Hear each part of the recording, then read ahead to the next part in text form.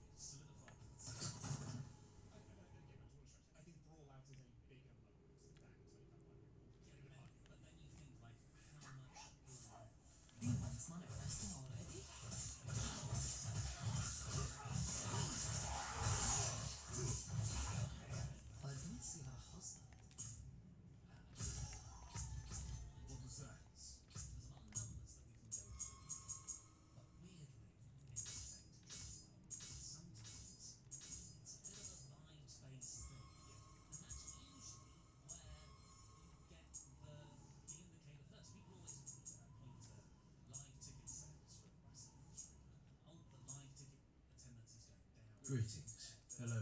Greetings. Hello. Greetings. Greetings. Hello.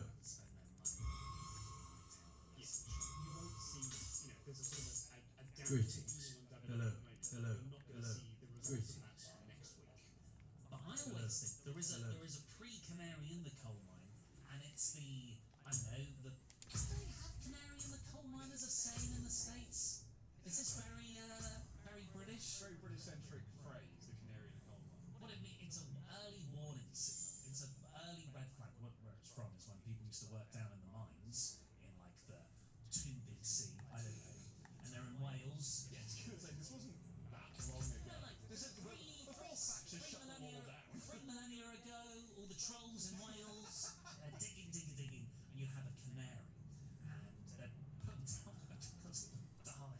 Yeah, It will die first from any gas leaks. Yeah, That's when everyone knew the canary stopped singing. Let's get out of here. Yeah, exactly. So that's the canary. The canary keeps singing. We'll find out now. Yeah. You know, those Welsh people, the dwarf Welsh, they'd whistle while they work. This is already a contentious And episode. that's I don't why- think we want to. In 2025, what could possibly be contentious about Snow White? I don't think you want to be making fun of an entire nation of very, very proud countrymen. They're a different nation. I thought it's like a county of England. My family are from Wales, originally. It's all love. So what I was trying to get to is there is a free canary in the coal mine here, and that's vibes. And it's very difficult to see because wrestling fans generally are quite and negative. Everything. So I don't know how useful it is to just look online and go, well, people didn't like this angle or people didn't like that. But right now, I feel like there is a quite consistently kind of malaise with WWE compared to how it was when it was super hot. And I think back of Punk and the Cody go home segment for Royal Rumble and me just being on the edge of my seat every week. You get bits of that, like, oh, Bron Breakker's joined. Yeah. But then it kind of dissipates quite quickly because you have a 3-hour SmackDown in between Raws. Yeah, I think looking at sort of the feeling and the vibes on WWE is that it is not negative or critical. It's apathy. It's just a lot of like, yeah, it was fine. Yeah, this is okay. A lot of like, it's the post-WrestleMania lull, Which is an annual a genuine occurrence. thing. Like, interest in wrestling is from January to April, and then it just dips until you get back to January again, and it spikes back up. That is certainly for WWE. I think for AEW maybe it is just more of a straight line across the calendar year. But certainly for WWE, and we see it in our numbers, January is when you see the big spike, and it continues up through to April, and that's when it starts to trail off.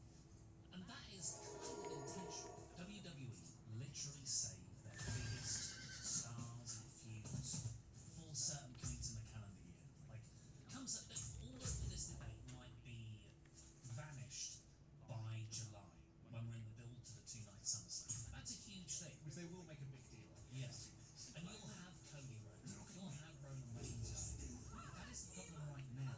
And you did get it a bit last year post WrestleMania 40 when Roman wasn't around and the Bloodlines were, the New Blood team.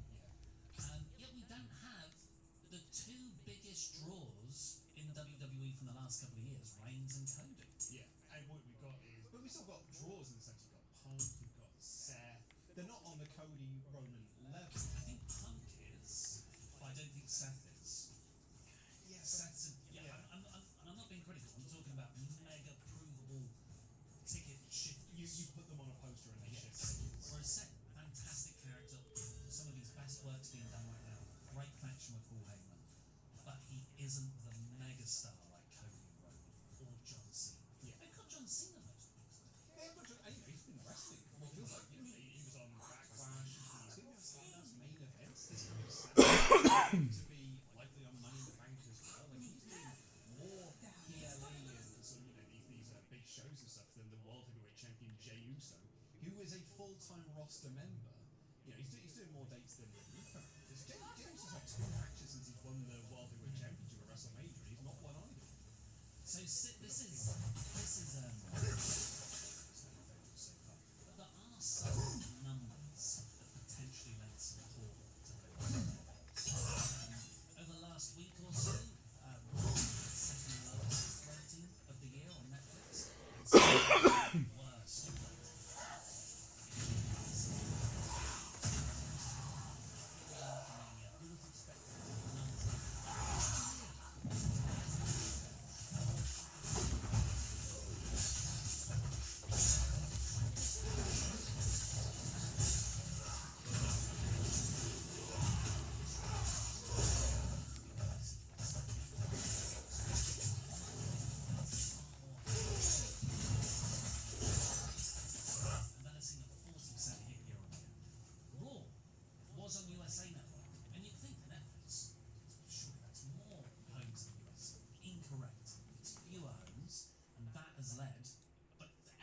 inflated numbers here.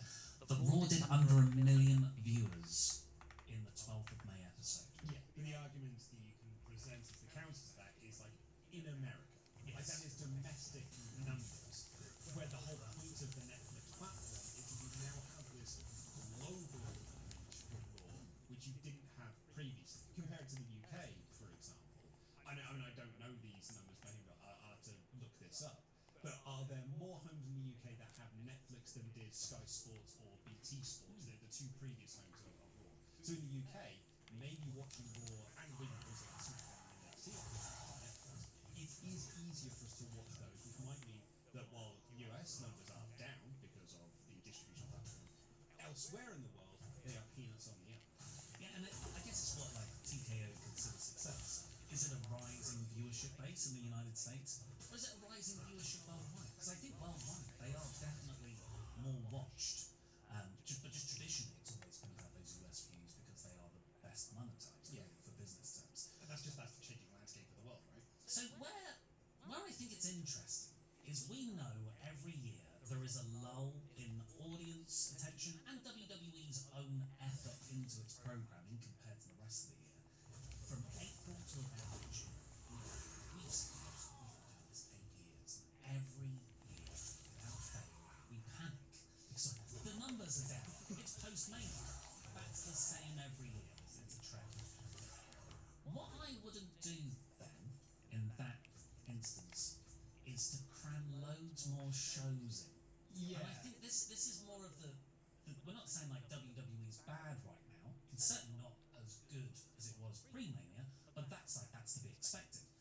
It's the decisions to keep SmackDown 3 hours.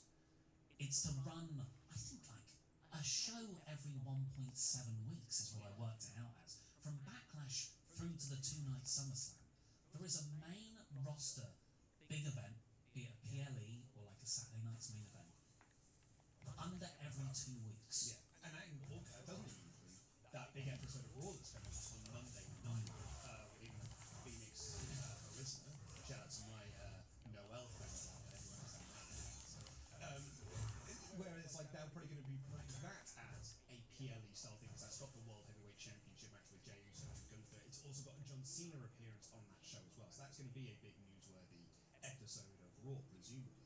So that's what you're saying there is like these Money in the Bank, Night of Champions, and Evolution 2 is just going to get to be confirmed. Those 2 Saturday nights main two events. Saturday night's main events, that's just that doesn't even include these big episodes of Raw and SmackDown that they might be doing.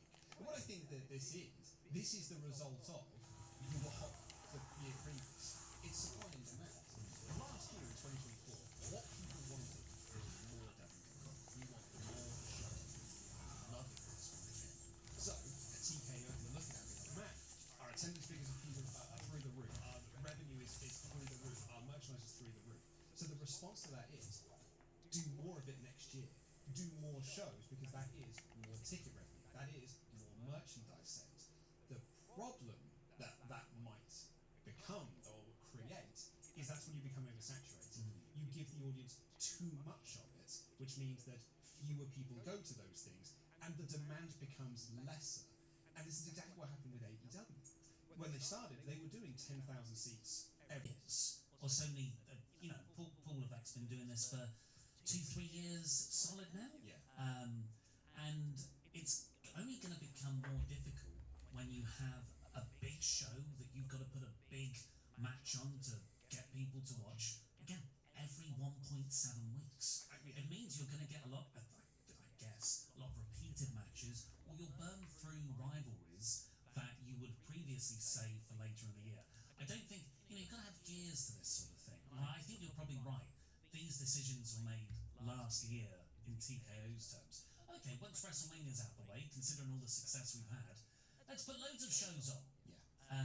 Okay, if I can push back slightly on your point there, I think one of the benefits that WWE have in the Levesque creative era are those 5-match cards. Because you're only doing 5 matches on a show, you are not going to burn through your big matches. If you had 8-match cards on all of those shows, then 100%, yeah. Which actually is what happened in the Vince era. There was a point in the Vince era in 2006, 2007. They were doing shows all the time. And the brand split, there was a period in time where they were doing like pay-per-views. There was like a Raw pay-per-view, then 2 weeks later there'd be a SmackDown pay-per-view, and then a week later there was an ECW pay-per-view. It's all like that December period. Or there's a joint Survivor Series, then it's December, then a week later it's Armageddon. So you cram too much in, and those were 8-match cards where you burnt through things. But with a 5-match card, you don't have to have Jey Uso wrestle on Money in the Bank, because you can save that match for Raw. You don't have to have these tag title matches here, because you can save that for Saturday night's main event down the way, and that means you can stretch out. It's the same with Rusev come back, had 1 match, and 3 backstage segments, but it doesn't feel like we've not had Rusev on TV because you are stretching out time. I think smartly in some cases. Well, there is I don't know if this is a dead canary or if it's like an ill canary, or it's got something in its throat and it can't sing as well. And this is the NXT show that's been cancelled. So again, it's part of this TKO looking at stuff and going, well, there's huge demand here. Let's book loads of shows for 6-9 months' time. And presumably there'll be the same amount of demand. This weekend, we've got Saturday night's main event. There's the NXT Battleground show on Sunday. There's the Raw on Monday. And there's NXT on Tuesday. All 4 of those are going to take place in the same venue, the Younglings Center, which is in Tampa. Don't let Anakin Skywalker know that place. He hates Younglings. And not the Younglings. Who murdered Younglings? But what a film. If you haven't seen, that's a reference to our first episode of The Rise and Fall of Nexus. I feel like we're referencing the prequel trilogy so much right now. It is living in our head rent free. Yeah. But yeah, these they had this WWE weekend. I think it's a 4-day weekend where you can go every night for 4 consecutive nights. And Saturday night's main event, Raw, sold really well. Pretty much sold out, 10,500 seats. Great sign, that's great business. TKO success. The NXT PLE Battleground, that's done 6,000 tickets. That's also really good. That's NXT.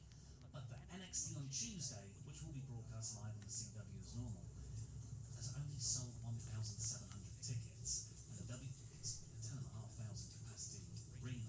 So WWE cancelled that show with a week to go. Not cancelled it, they'll probably broadcast it from the Performance Centre.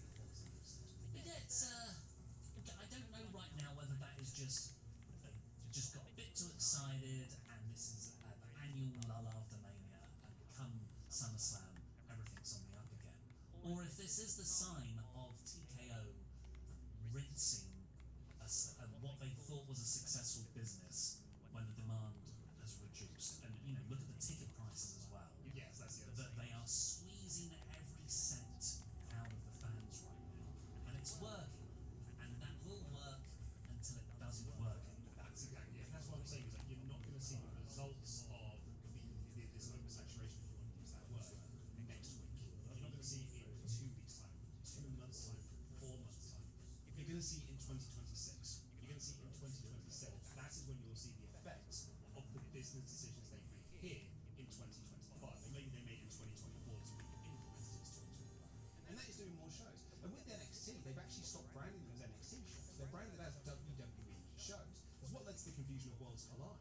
People thought it was a tri-brand event of AAA, NXT, and WWE. But it's not. It is a WWE, that's just, they're branded as WWE NXT. So that's where, so that could be looking at like, maybe this is not as hot of a brand as we thought. But also, like, they've got a history there. Remember they did that show in St. Louis when they first went to the CW, and it had Randy Orton. And that's Yes. behind them. Well, let's get on with the other brand, AEW.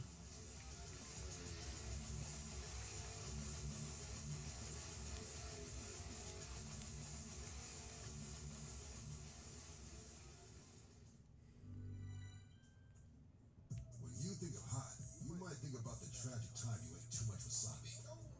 Or about getting into your car on a summer day when it feels more like stepping into a sauna. But heat can work in your favor, like during Verizon Red Hot Deal Days. Get hundreds of hot deals on all your favorites, like iPhone 16 Pro with Apple Intelligence, Apple Watch Series 10, and iPad, on any plan. Only until May 28th for new and existing customers. Offer available on my plan, only at Verizon. Does it ever feel like you're a marketing professional just speaking into the void? Well, with LinkedIn ads, you can know you're reaching the right decision makers. You can even target buyers by job title, industry, company, seniority, skills. Wait, did I say job title yet? Get started today and see how you can avoid the void and reach the right buyers with LinkedIn ads. We'll even give you a $100 credit on your next campaign. Get started at linkedin.com/results. Terms and conditions apply. If you're running a business, you know that every time you miss a call, you're leaving money on the table.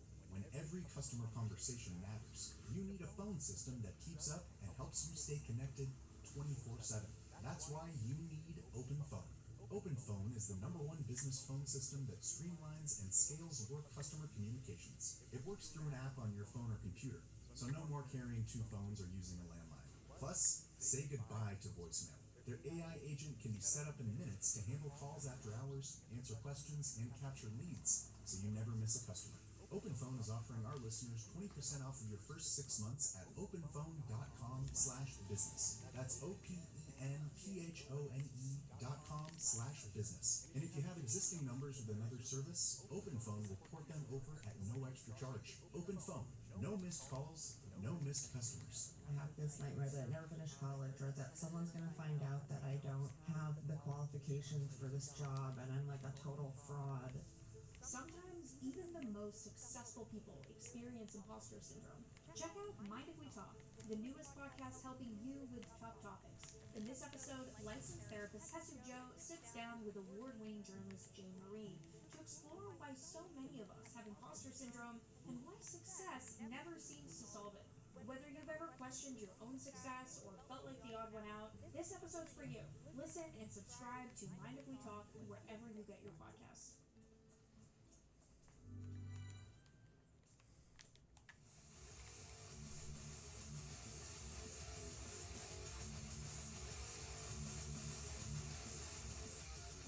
I thought this episode of Dynamite, we're going to jump onto now, was, and this, I'm going to say this the politest way I can do it, I mean this as a huge compliment of this show, a functional go-home show for a paper. Oh, okay.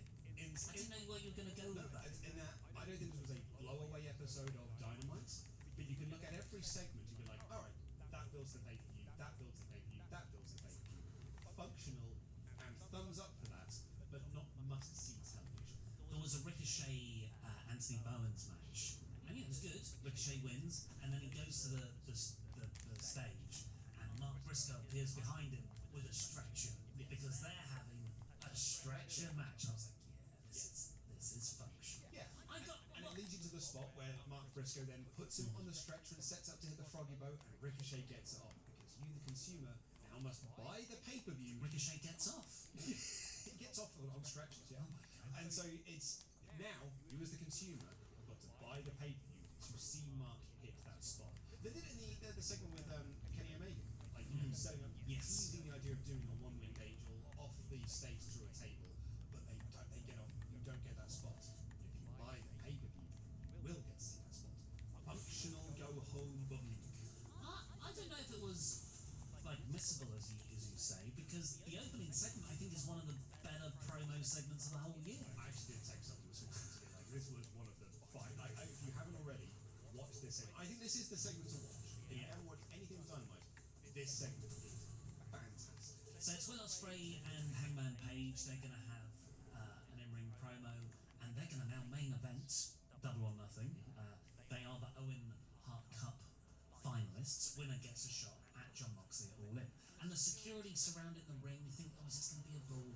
And right away, Ospreay totally subverts what you'd expect from a go-home promo segment. It says, listen, I'll just go to the back, I'll make sure you get paid, but I'm not going to fight. You're going to fight Hangers? Nah, you're right. And he gets some beers. Like he says, do you still drink, Hangman? Yeah. And everyone's like, ooh, he's got a problem. He's like, I'm not trying to make it a problem. I just wanted to ask because I think we can have as Julia Donaldson would write, a cat-to-cat chat. What? Have you never read Tabby McTat? Tabby McTat had a cat-to-cat chat. No, because I'm 37. I don't just read children books. You've seen the BBC iPlayer and the BBC adaptation of this. Maybe I'll get to it after I've watched all series of Peacemaker and anything for adults. Yeah, I don't want to jump to the recommendations portion of this podcast. Spoiler. So yeah, he gets this, and they essentially have not friendly, a respectful chat between two baby faces who want to get the belt off Moxley. Yes. And they're like, the Ospreay's big point is, because Hangman's quite resistant at first, but I think he comes around to it character-wise. I want to win the championship so I can go into the Forbidden Door in my home, 30 minutes down from where I grew up, and show the people who supported me I'm the champion. I did this for you. Thank you. But, kind of more importantly, we need to decide out who the best man is between us to save AEW from the Death Warriors. Yeah, because I know that you, Hangman Page, can beat John Moxley. I don't know if I can, but I know that you can. He said he never has. He said, I've wrestled him twice and I've lost. So if I can beat you when you're at your best, when you are Hangman Adam Page, then I know I can go into All in Texas and I can win the AEW World Championship. I thought that Ospreay was super. Also, he shouted out Bethnal Green. He shouted out Your Call. He said Your Call. He said the electric ballrooms as well, which is where Progress used to run. They still do in Camden.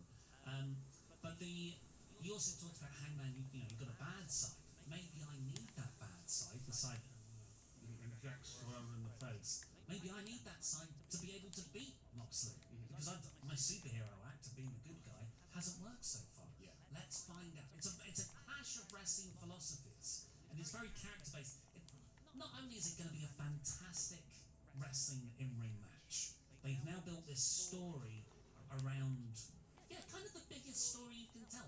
What is the right way to be a wrestler? Yeah, and also it makes the world title feel like the most important thing in the company, which it should do. And I think that is one of the things that people have sort of rallied against this Death Rider storyline, is it has not made the title feel important. It kind of doesn't feel, because I suppose You never see it. you never see it, which is supposed to be the point. I don't think that's ever really gotten over with the crowd. But I think these two guys in this ring, and then particularly Hangman Adam Page, because he cut this promo, and it's one of those Hangman Adam Page promos where you're like, oh yeah, you are the greatest babyface in the history of professional wrestling. You are magic at this, because he just is this incredible character that ties in everything that happens in ring into his personal being. And it's so special when he cuts these sorts of promos.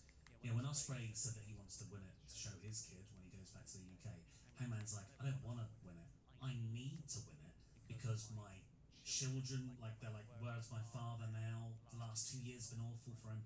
He had this line where he said, I need to win it so my wife sees the person that she fell in love with again. Yeah. I was like, dude, have you been hanging out with the Sentry? Again, I don't want to, maybe we're jumping ahead to recommendations out. I saw Thunderbolts last night. But I love the line where he said, I think back to Christmas and my children are opening their presents and they're playing with their new toys and I'm not looking at them. I'm staring out a window looking for where the man I used to be is. And I just, it's so good at these visual, these images, and that there takes you back to when Hangman burnt down Swerve Strickland's house and he's just sat in that chair staring off into the middle distance drinking. And he was like, he probably looked like that, but it's his child playing with a new toy. I'm not like a mental health expert or anything. I don't know if the world title will solve that. It might do. It's a great character story beat, but they rarely say external prizes are what will help you internally. Well, maybe if they started doing that, that is what will fix the mental health. If every Gen Z millennial won a championship belt, maybe they bloody tried that, didn't they? With all the participation trophies. Well, that's the problem. That'll make you feel better. You just handed them out. It made people weak. It was an excellent go-home segment. Ended with the line from Will Ospreay, come Sunday, meet me in the desert. I'm calling you out for a shootout, bruv. Yeah. Oh, and Ospreay also did say that he's the best effing wrestler in the world. Did drop an F. Which is a swear word. It is. And I would put money on he wasn't supposed to. And that is just He got excited. That is just Will getting excited, and that is just how Will talks. John Moxley and the Young Bucks then had a trios match against Samoa Joe, Powerhouse Hobbs and Swerve Strickland. Really good stuff, of course. It was just more chaos to build at the end. So the faces won, but then the heels had a beat down. Everyone runs down. Willow runs down. Kenny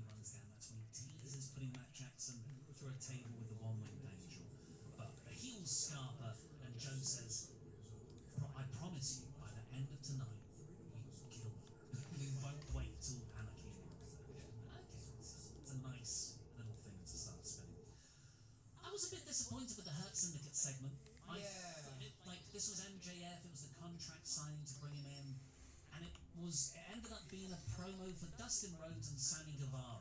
I think my overall takeaway of MVP in AEW at the moment is that there's no script in AEW, but sometimes that means that you can just chat whatever you want. MVP's going to talk over you. Yeah, and he will just chat, and he doesn't care what you're planning to say when you come out. He's going to have a chat. He's going to shoot on Albuquerque. He's going to have a While you're shooting on Albuquerque. He's going to have a cat-to-cat chat, even if you. It's no snail in the whale, but it's pretty good.